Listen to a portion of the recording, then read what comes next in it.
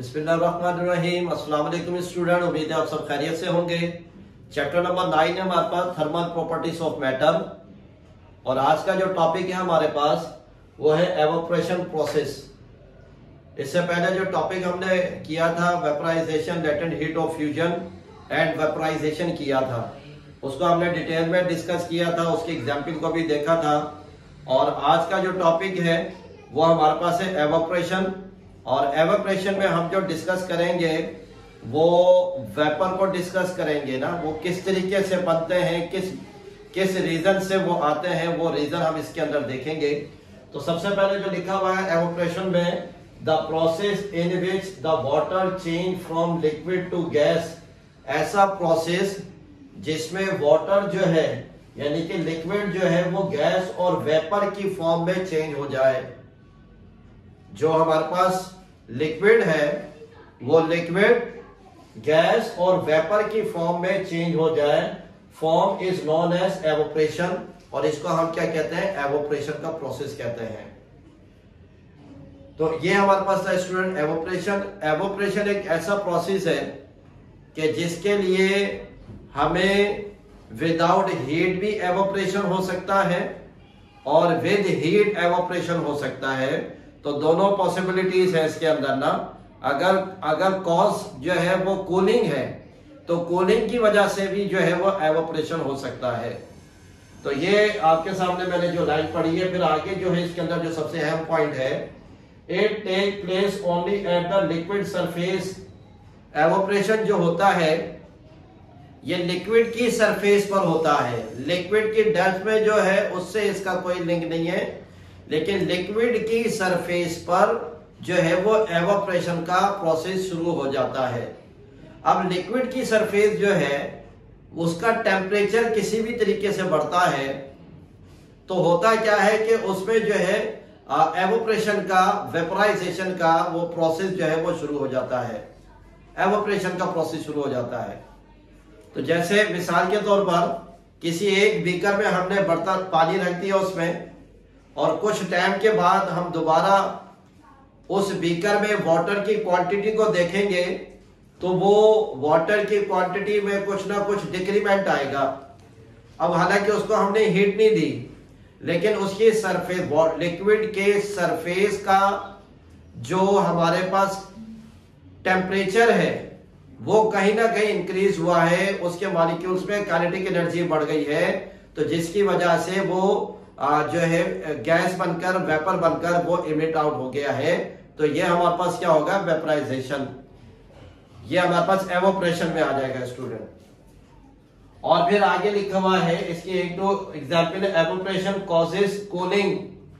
Evaporation जो है इसके अंदर एक कॉज जो है वो हमारे पास कूलिंग भी है, और कूलिंग की वजह से भी एवोपरेशन का प्रोसेस होता है। अब उसमें स्टूडेंट कैसे, जैसे स्प्रेड और लिक्विड, ये हमारे पास टू डिफरेंट लिक्विड हैं। और इसके एग्जाम्पल हम किस तरीके से देखते हैं कि अगर हम अपने हैंड पर थोड़ा सा स्प्रेड अगर डालते हैं तो स्प्रेड क्या होता है, वो फौरन से एवोपरेट हो जाता है, वेपराइज हो जाता है, वो गैस बनकर और वेपर बनकर इमिट आउट हो जाता है। अब वो ऐसा क्यों होता है, क्योंकि स्प्रेड का जो बॉइलिंग पॉइंट है, स्प्रेड का जो बॉइलिंग पॉइंट है वो बहुत मिनिमम है। तो इसका मतलब क्या हुआ, हमारे हाथ की जो हीट है वो हीट जो है उसको जो है वेपर कर रही है, स्प्रेड को मिनिमम टाइम में वो वेपर हो जाता है। तो जिसकी वजह से स्प्रेड के वो मॉलिक्यूल जिसकी काइनेटिक एनर्जी कम है वो हाथ पर रह जाते हैं, और फिर क्या होता है, वो हाथ हमें, अपना हैंड जो है वो कूल फील होता है, ठंडा महसूस होता है। लेकिन दूसरी तरफ अगर हम बात करते हैं लिक्विड की, और हम बार बार रोजाना अपने हाथ को धोते हैं पानी से, लेकिन फिर भी हमें ठंडक का इतना एहसास नहीं होता। उसकी वजह क्या है कि जो इसका टेम्परेचर है, बॉइलिंग पॉइंट है, वो ज्यादा है। जब इसका वाटर का, लिक्विड का बॉइलिंग पॉइंट ज्यादा है तो जिसकी वजह से इसमें एवोपरेशन भी थोड़ा स्लो होता है, और एवोपरेशन स्लो होगा तो जिसकी वजह से हमें अपने हाथ पर जो है वो कूल इफेक्ट नहीं होगा, ठंडक का इफेक्ट नहीं होगा। किसकी वजह से, वाटर की वजह से। तो स्प्रिट एक ऐसा लिक्विड है कि हाथ पर रखते ही जो फौरन एवोपरेट हो जाता है और वेपर फॉर्म में चला जाता है। तो वजह क्या है कि उस स्प्रिट का जो बॉइलिंग पॉइंट है मिनिमम है, तो हैंड की हीट को एब्जॉर्ब करते हुए एवोपरेट हो जाता है। तो जिसकी वजह से हमारा हैंड जो है वो कूल और ठंडक को महसूस कर रहा होता है। अब स्टूडेंट हम देख लेते हैं इसके बॉइलिंग पॉइंट और एवोपरेशन के लिहाज से ये कुछ पॉइंट इसके अंदर लिखे हुए हैं। पहले बॉइलिंग पॉइंट जो है, अब वाटर का जो बॉइलिंग पॉइंट है वो 100 डिग्री सेल्सियस है। इससे कम पर वाटर जो है वो बॉयल नहीं होता। और सेकंड हमारे पास एवोपरेशन के प्रोसेस में देख लेते हैं। It take place without supply having external heat source. अब जो हमारे पास एवोपरेशन है ये विदाउट एक्सटर्नल हीट सोर्स के बगैर भी हमारे पास एवोपरेशन का प्रोसेस हो जाता है। तो एक तो हमारे पास जो है बॉइलिंग आ गया, और ये हमारे पास एवोपरेशन विदाउट हीट सप्लाई हमारे पास एवोपरेशन का प्रोसेस हो सकता है। और फिर बॉइलिंग पॉइंट का सेकंड पॉइंट है, it occur only at certain temperature called boiling point.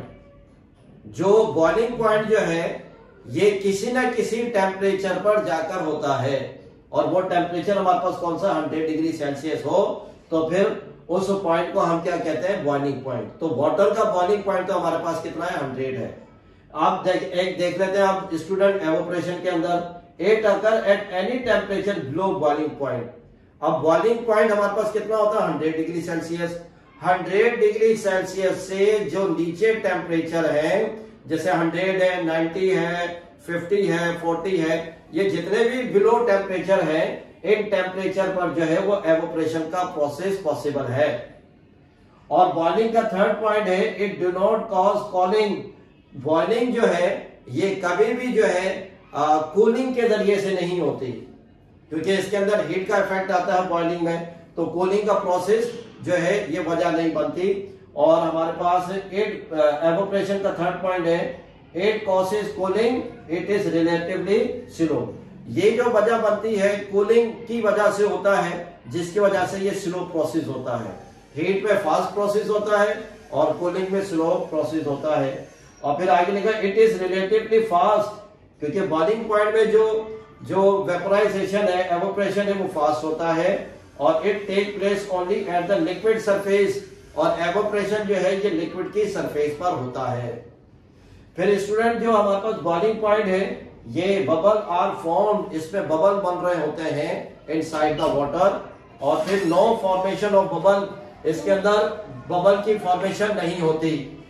तो ये तो स्टूडेंट आ गया। फिर आगे हमारे पास है फैक्टर, फिर आगे जो हमारे पास factor which influence surface evaporation. अब इसके अंदर वो कौन से फैक्टर है जिससे हमारे पास एवोपरेशन का प्रोसेस ज्यादा हो सकता है, तो उसमें पहले लिखा हुआ है टेम्परेचर। तो टेम्परेचर के लिहाज से स्टूडेंट है, with the increase in temperature the rate of evaporation also increase. अब लिक्विड का अगर टेम्परेचर बढ़ाते हैं तो टेम्परेचर के बढ़ाने से क्या होगा कि उसका एवोपरेशन भी फास्ट हो जाएगा, वो फास्टली जो है वो उसका जो है वर्क होगा। और फिर हमारे पास विंड स्पीड है, विंड स्पीड के अंदर क्या है, rate of evaporation also increases with the increase in wind speed. हमारे पास जो है विंड स्पीड में क्या होता है कि हमारे पास एवोपरेशन का प्रोसेस भी तेज हो जाता है, फास्ट हो जाता है।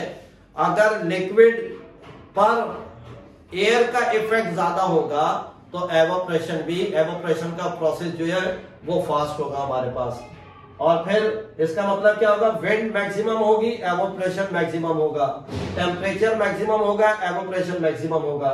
Surface area of the liquid, rate of evaporation increases with the increase in surface area of liquid.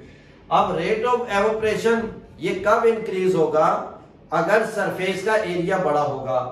Water surface का एरिया अगर बड़ा होगा तो उसका जो है एवोपरेशन का प्रोसेस भी ये हमारे पास क्या होगा, बड़ा होगा।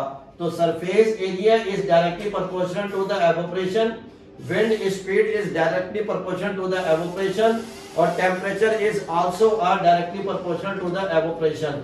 अब नेचर ऑफ लिक्विड है स्टूडेंट हमारे पास, nature of liquid also effect the rate of evaporation. अब डिफरेंट लिक्विड है और डिफरेंट लिक्विड का एवोपरेशन भी हमारे पास मुख्तलिफ होता है। जैसे स्प्रीड है, इसका एवोपरेशन जो है वो फास्ट होता है, और जो लिक्विड में हमारे पास जैसे वाटर है उसका एवोपरेशन हमारे पास स्लो होता है। तो ये डिपेंड करता है कि लिक्विड किस नेचर का है। तो स्टूडेंट, एवोपरेशन के अंदर हमने जो डिस्कस किया है कि वाटर की सरफेस पर जो मॉलिक्यूल जिनकी काइनेटिक एनर्जी ज्यादा होती है वो जो है वेपर बनते हैं और गैस बनते हैं। इस प्रोसेस को हम क्या कहते हैं? एवोपरेशन कहते हैं। और ये वाटर की सरफेस से होता है, वाटर की डेप्थ पर नहीं होता।